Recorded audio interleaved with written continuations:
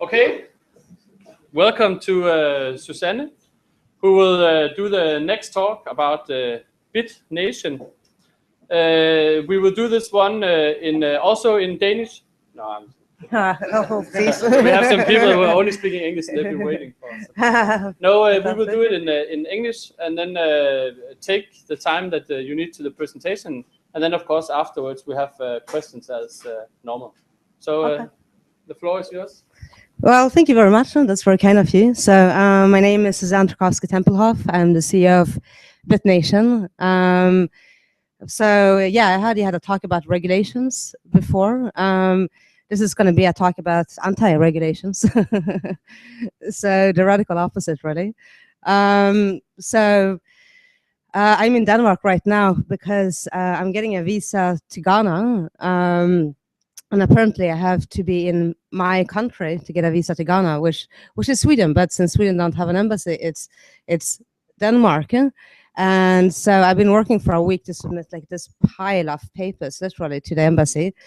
And it just staggers me every time why this whole sort of nation-state construct exists, you know.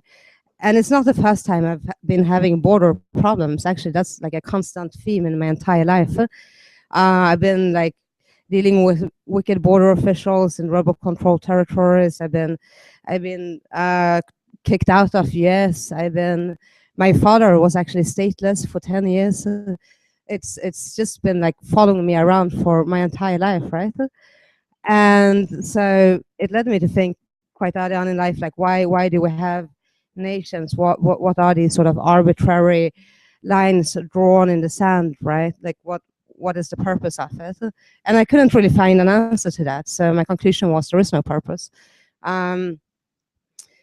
So I started thinking about competitive governance and how to make, I understand that people want government services, but why do we have to have a monopoly on government services because we're randomly born into one geographic area?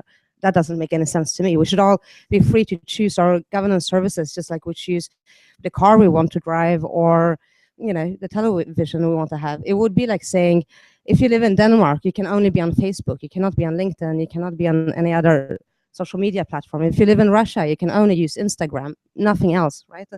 I just don't get it.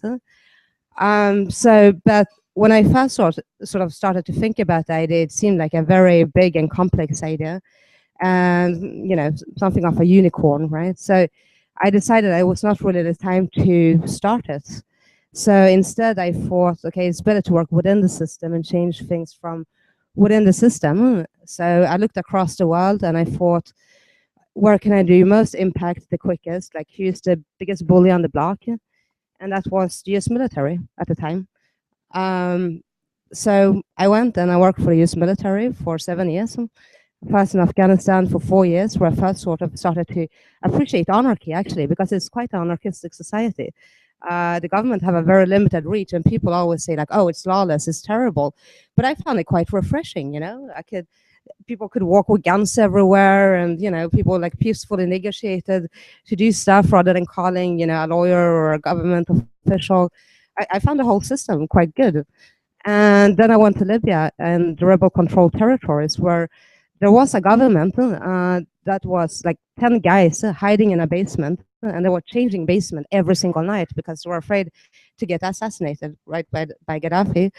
And their only role was PR, to talk to like foreign media and foreign governments to get them to recognize the rebel territories, right? So in essence, there were absolutely no government, and I was quite shocked at how well the society worked. There were like 200 people, volunteers, every day collecting trash on the street.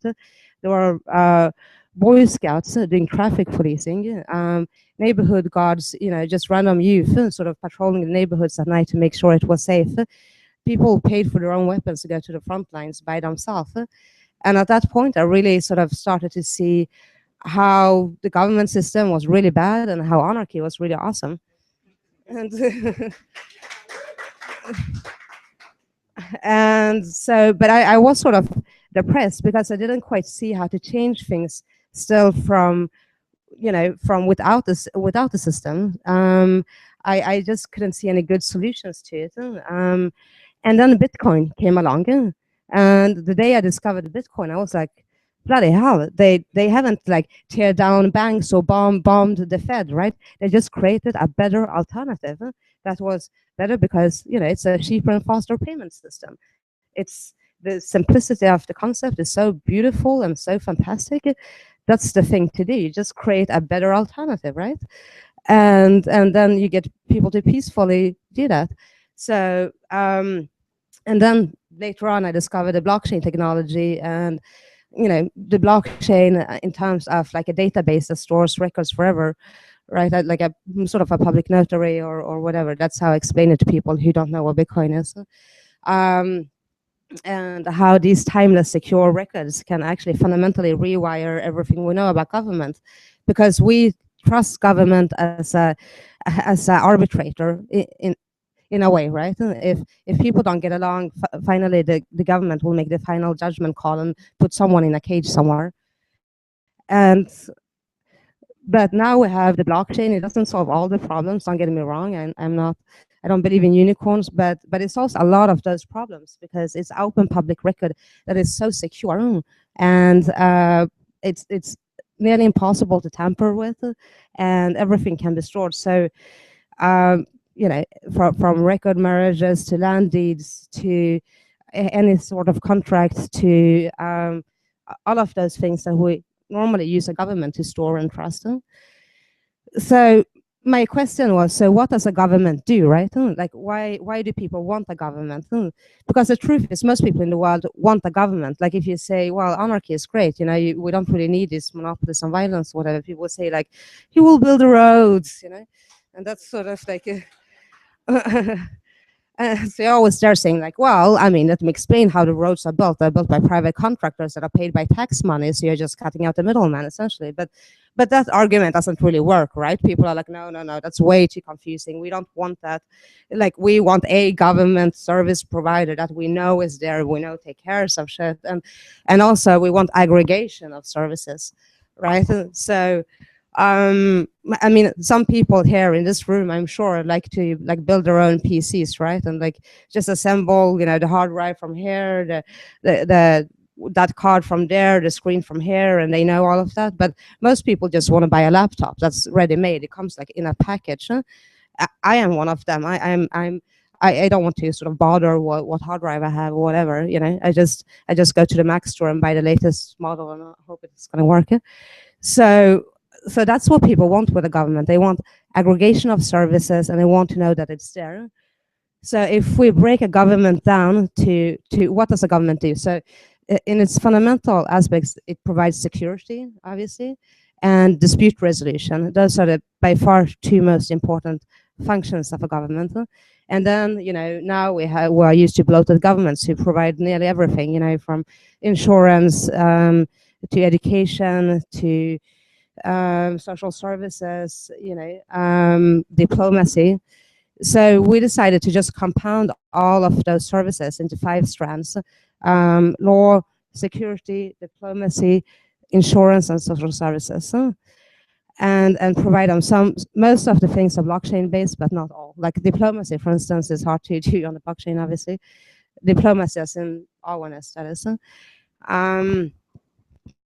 So, because what we wanted to do with Bitnation was to set a precedent. We wanted to say, listen, you can create your own nation.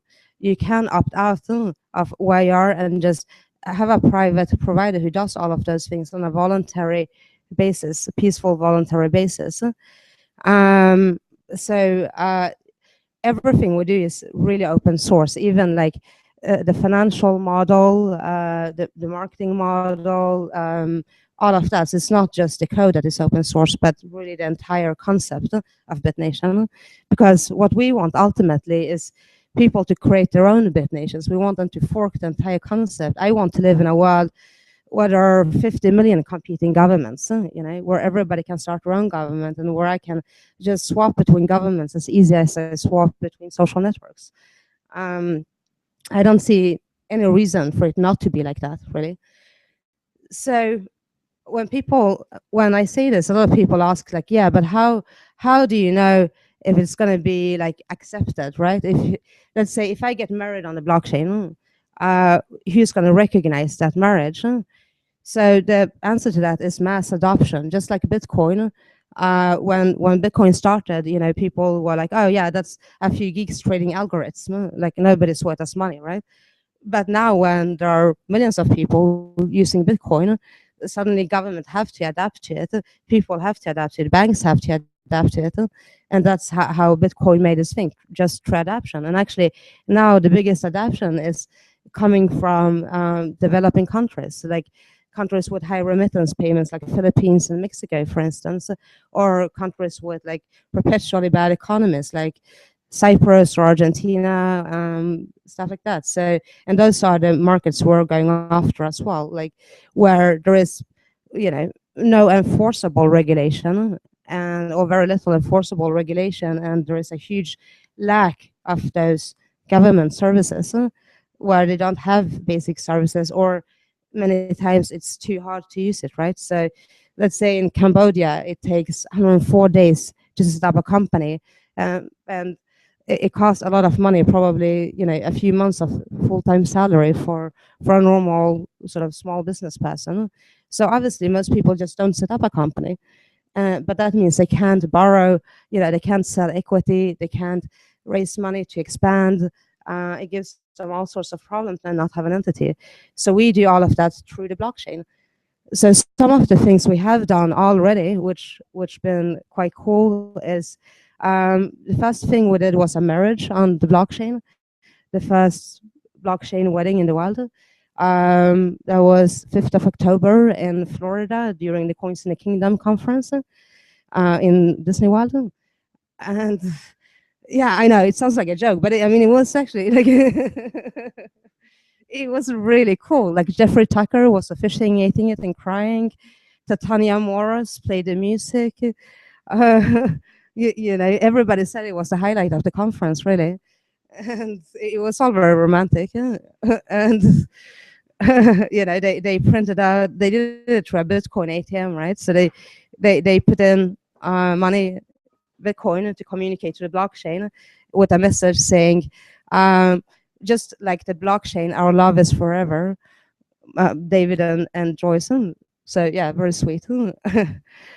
And then the second pilot we did was in London a couple of weeks ago. So that was a concept Chris Ellis from the World Crypto Networks came up with live when we were on a show together.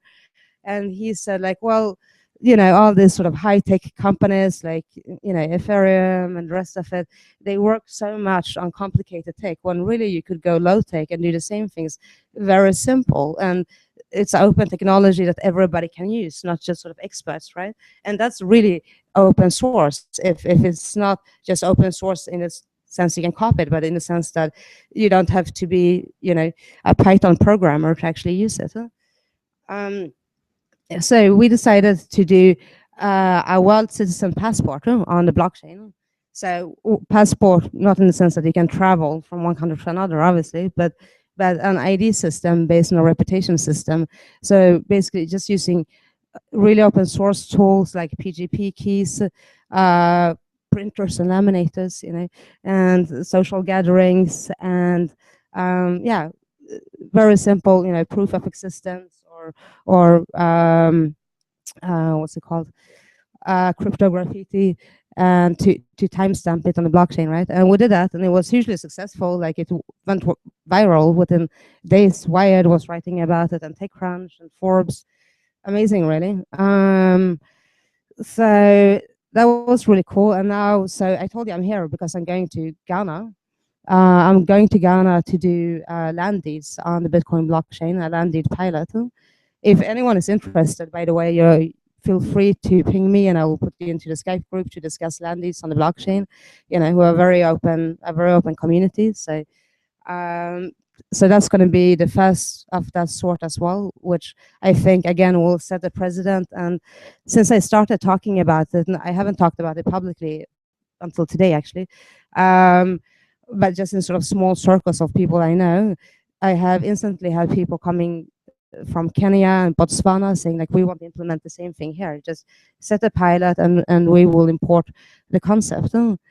And so yeah, that is all really very exciting. So so anyways, you know, a lot of people say like, why don't you just improve the current system? Like we have democracy, nation states are relatively stable in some places in the world. Like why do you want to change everything, right?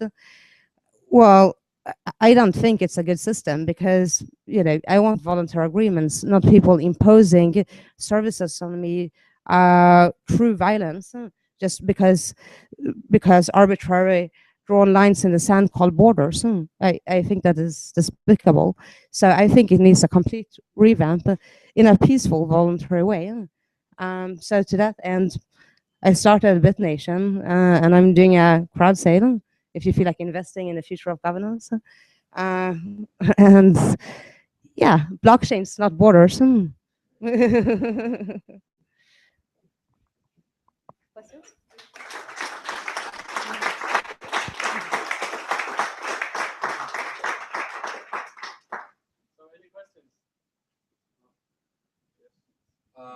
mentioned that there would be you're focusing on 5 areas of government that can be done in another way, and 2 of those were security and dispute resolution. Can you give examples on those 2, how they could work on the blockchain? Yeah, so let me start with this one, dispute resolution. So basically now we're preparing an app, and there are already quite a few sort of ideas and codes circulating out there. For instance, one you can look up already is bitrata.com, which provides actual dispute resolution on the blockchain. So, so essentially, when people enter, they can choose their own code of law. The code of law won't be codified because that will take like a decade to do, but it will refer to the code of law of choice. And if people don't like any of the code of law, let's say common law, Sharia law, whatnot, they can upload their own code of law. You know, that's perfectly fine. And then they get to choose what arbitrator they want. So we'll have a list of arbitrators, and then the reputation system will say, well, okay, this guy is great for, you know, family disputes, but he sucks when it comes to commercial disputes, or, you know, sort of like hotels.com, right? And people can upload themselves as an arbitrator too, as long as they're honest, obviously, and saying like, okay, this is my education, or I have no education. That they don't have to, right? That there's no criteria. It's just people who judge for themselves who they want to. That is obviously, I mean, we aim to back that up with a very solid ID system. We're already implementing an ID system, but it's going to take time to like tie all the knots together and make it like a full ecosystem on the platform. And then people do the dispute resolution, and then they can choose if they want to like hold the bitcoins in a escrow account whilst they're doing the dispute resolution, or if money is not involved, I don't know, it doesn't have to be. And then obviously, you know, timestamp it on the blockchain once it's done, so everybody can go and see it and it's there forever. So that's the dispute resolution mechanism. So, but what the key takeaway from the dispute resolution though is that we do not impose any code of law, none. And we do not impose any arbitrator. Like the arbitrator is entirely up to people to decide, which I think is really, really important because, you know, in many places, people live and they are following completely different codes of law, and to impose a standardized one is terrible. Wait, I'm just going to answer the security one first. So when it comes to security, so you know, if you talk about like private contractors, defense contractors, people tend to be really scared. So I'm not going to do that. And it's nothing we're planning to do in the short term anyways, but maybe if the need arises down the road, we'll look into that. But in the short term, what we're planning, this is still on the planning stage, we're planning to do sort of a neighborhood surveillance program. So for instance, if you live in this neighborhood and you have your ID and reputation system attached to it. Like instead of going around, like in a lot of places, there are like thugs going around doing stuff. I don't think they're inherently bad people. I just think they are bored and want some sort of recompensation for it. Instead, they can earn tip in Bitcoin if they help people out. So if a house is on fire, for instance, and they go and help people out, then their reputation will go up and they will receive tip for it. And that will help them to do everything else in life they want, you know, taking loans, getting married, signing contracts, getting a job, since it's all transparent. And so it's basically a sort of neighborhood watch or a vigilante system for security that we're envisioning in the sort of short term. When I say short term, is sometime probably late next year.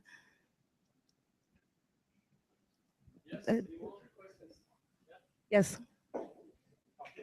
When you talk about the code of laws and how they actually are a misdemeanor or a bad thing, then why actually conducting marriages, which are the only reason why there are obligations are because of code of laws, because of regulation, because of taxes. No, but I'm not saying code of law is not a bad thing. You know, I'm all for code of law, but I'm for voluntary code of law.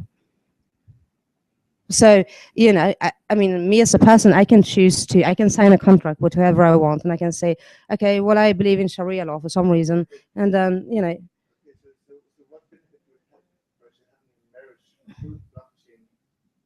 Okay, so I think when it comes to marriage, there are two essential advantages. One sounds a little bit silly, but it's still true. People want the social recognition of having cemented the relationship in public. That's one thing. The second thing is to protect your assets.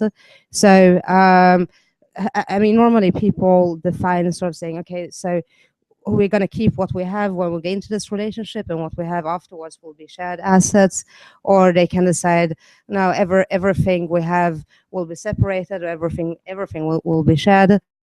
And then you can also tie it to obviously your identities, but also like childcare contracts on the blockchain. You can tie it to your will on the blockchain. You can tie it to your land deed on the blockchain.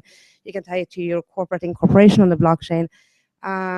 You can tie it to a range of things. You can tie it to a mutual Bitcoin saving wallet, right?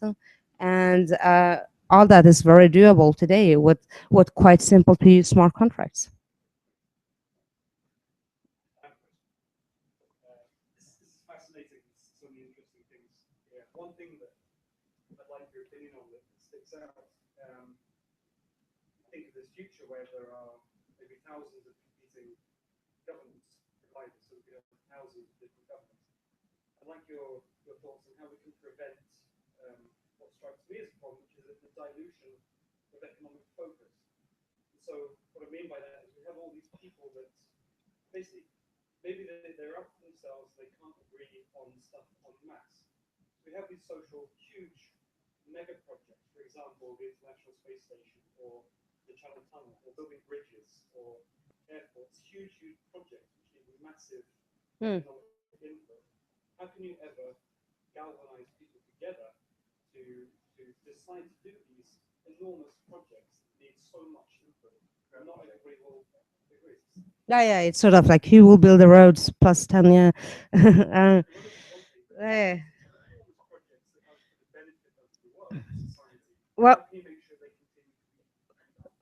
Well, I mean, the governments have been awfully big because the monopoly, right? And they can force people to pay their money.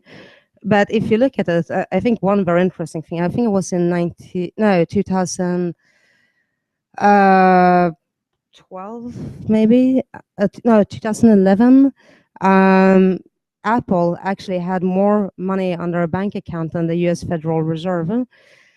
If you look at Google now, Google have started to actually buy up airports. They are talking about building private cities. And they have done so without any monopoly on anything, right? They just because they provided a better service. So I think that you need so much money, and only governments have so much money, is a very short-term vision, because it have proven to not be true. You know, if you look at a lot of private companies, or like SpaceX, whatever. Although I know they are somewhat financed by the government, but still. And obviously, when the governments, the nation states, start losing power, not because of Bitnation, they are losing power anyways because of globalization and cheap transport and cheap communications and so forth. Obviously, the private sector will pick up what they left. Yeah.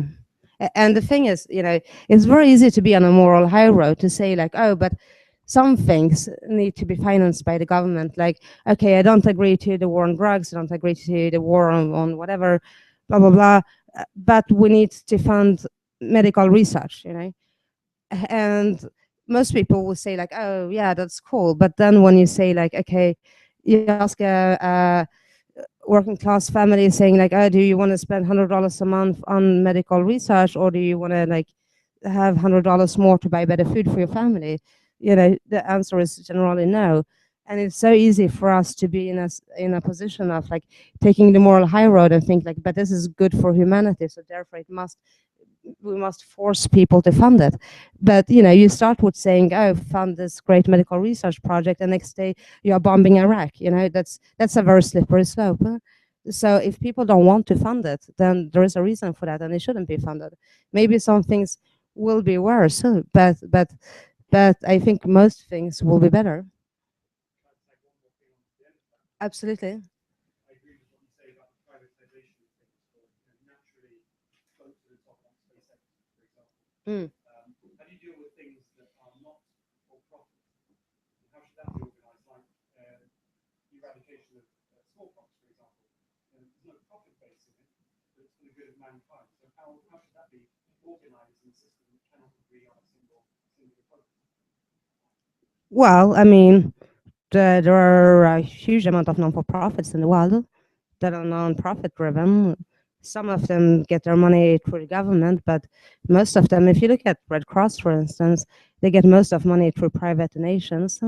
So I don't really see how that would change in a sort of post-nation state world. That's like a Kickstarter campaign, essentially, right? So I mean, I think actually a lot of things could be funded through like crowdfunding campaigns. Yeah, well, not really, because the United Nations claims a monopoly, right? We want people to fork Bitnation and create millions of them. I never heard UN having that sort of stance on things. So that is beyond decentralization. That is like, another level of voluntarism. So, yeah.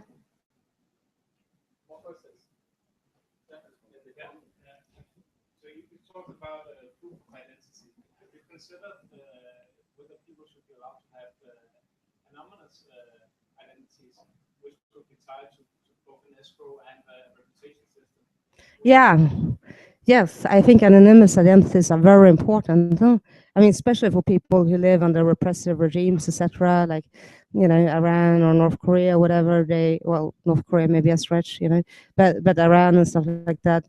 Absolutely. And just for anonymity, I mean, some people don't want to be public. Also, I think, I mean, we should be able to have multiple identities because, I mean, it's important for some people to have that, and that should absolutely not be a restriction. So, I mean, when you enter, so the ID system with it now, the pilot for, you can choose, you enter your hash into the blockchain, right? But you can choose to publish your name. I mean, it's a hash control, but you can choose to make that hidden or open, right? So you can choose to hide all the information, and you own your private key, right? So you're the only one who can access that information if you need to. So yeah, absolutely. I mean, that is super, super important. Thank you.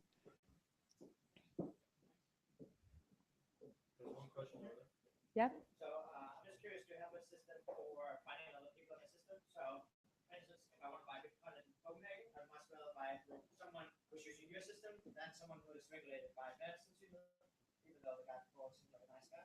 So, do you have like a directory where I can find out like who can I actually trade with and use Bitnation rather than the state? Well, for the moment, no. I mean, I guess there's local Bitcoins for that, but that is obviously non-Bitnation specific. But I mean, if you want to create a meetup group or join our Skype chats, yeah, very welcome to do so. But that's a very good suggestion. We should definitely set up a sort of local geo finder of some sort. I love that idea.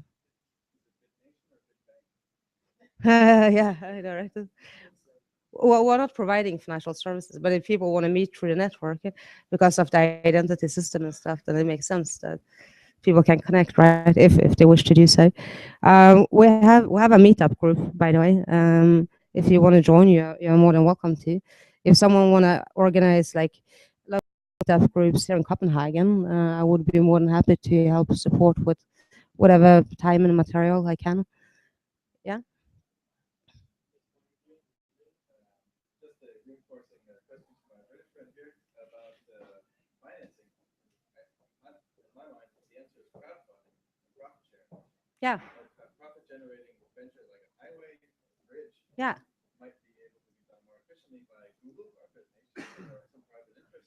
But instead of a centralized entity, Yeah. profiting, why not decentralize the profit and give it back to the contributors or citizens or of the Bitnation or any other entity? Exactly. And I mean, even for Could be a profit generating operation. Crowdfunding and Bitcoin.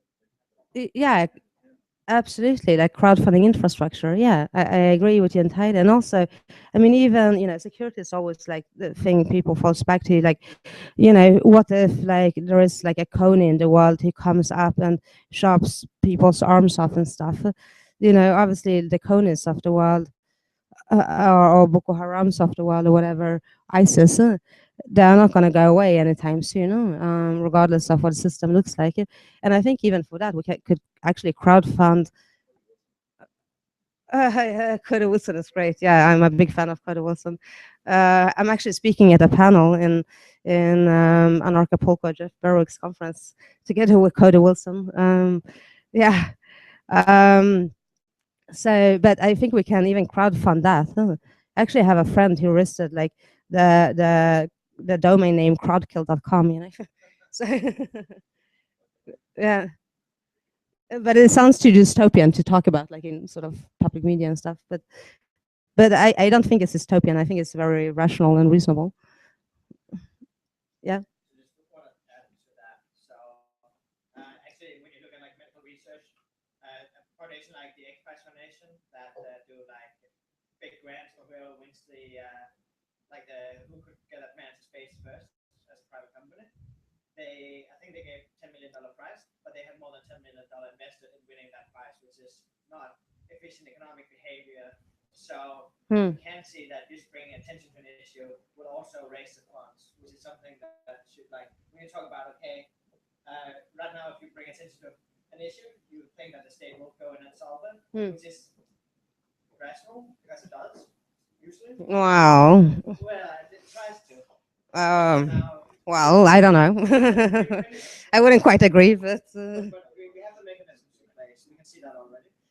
And then also when you talk about ISIS, it's like right now, I think I heard that 1% of the world's assets are somehow electronic, but that's going up. So when you look at like something like ISIS, they can come into a military base. Everything is on the blockchain and just shuts down. So you will have less problems with like kind of takeover or like silver feature or like all these. Yeah, and I think ISIS, having declared themselves the Islamic State in a defined geographical area, are anyways going to be sort of outcompeted by non-geographical options. I think that people are just tired of being tied down to one single government because of their specific geographical area. So yeah, I'm not too concerned about them in a sort of 50 years perspective.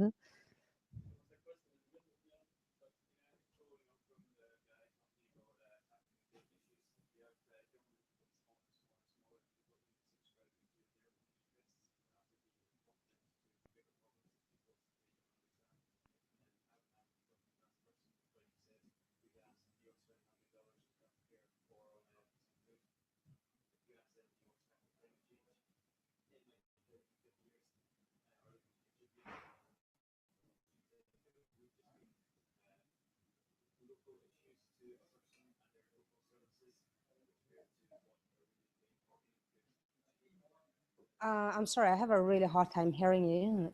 Would you mind repeating the question a little bit louder, please? Thinking of really big issues like climate change, and that maybe there would be a disadvantage if you had smaller and smaller states, like 50,000 governments competing, that there's going to be cooperation, and I think we can tackle big problems. Well, I mean, you can do a crowdfund that's not tied to any government. People can get together for issues like cancer or climate change or whatever beyond whatever governance provider they choose. And also people are free to choose, several governance providers if they want, or none if they want. So, I think like if we thought about government just like 10 years ago, we wouldn't think that government provides something like a private actor or someone else would provide something like currency. And now people are sort of waking up to the fact that when you plan a government, you don't need to plan a currency because, hey, we have the greatest one already, Bitcoin.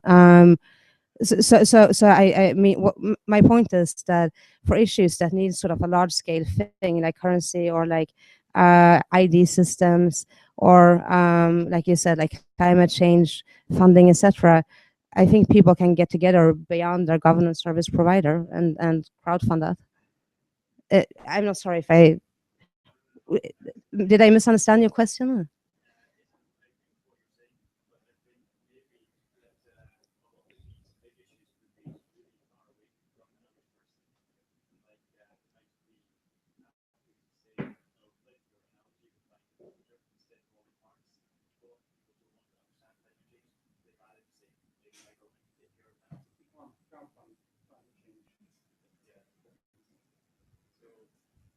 Well, yeah, but that's sort of what I was saying earlier. If people should have the choice, right? And, it's a very slippery slope to say like, oh, we know better, like a small bureaucratic entity know better what's better for everybody else, and people are dumb and they just don't care. So we are entitled to force them. Then we're going down a slippery slope of saying like, then we're starting to throw bombs on the countries for the common good. It's so if people don't care about climate change, then why should anybody be forced to pay into that? That's that's how it is. And I mean, if you look at private alternatives like Whole Foods in US, for instance, Whole Foods is a huge chain that have become successful through offering sort of fair trade products and ecological products in a country known for trash food. And they are absolutely massive. They are one of the biggest chains in US right now because people when they want to do something, if it sells to be conscious, then people will come up with solution to sell that to people, right? That's We will have the last question now, and then we will end because I hear that you will be staying for a little while. So if anyone has more questions, then they are, I guess, welcome to come and talk to you. Yeah. And we're also venturing into an area of questions that will definitely be solved after more beer. Yeah. Right. But that's not the last question. And then, so do you see crowdfunding as an alternative to taxation? Yeah, I mean, taxation is interesting because taxation implies force, right? So yes, it is a voluntary alternative to not taxation, but to sort of large collective projects. Yes, and also, I mean, like we are planning to have a built-in function on Bitnation where if people want to pay tax, meaning they can just sign up and that's like an insurance service. So it goes to a sort of mutual insurance part that people can use for things like pensions, social security, etc., and healthcare. So I wouldn't call it tax because tax implies involuntary action. But yes. Let's give a big hand to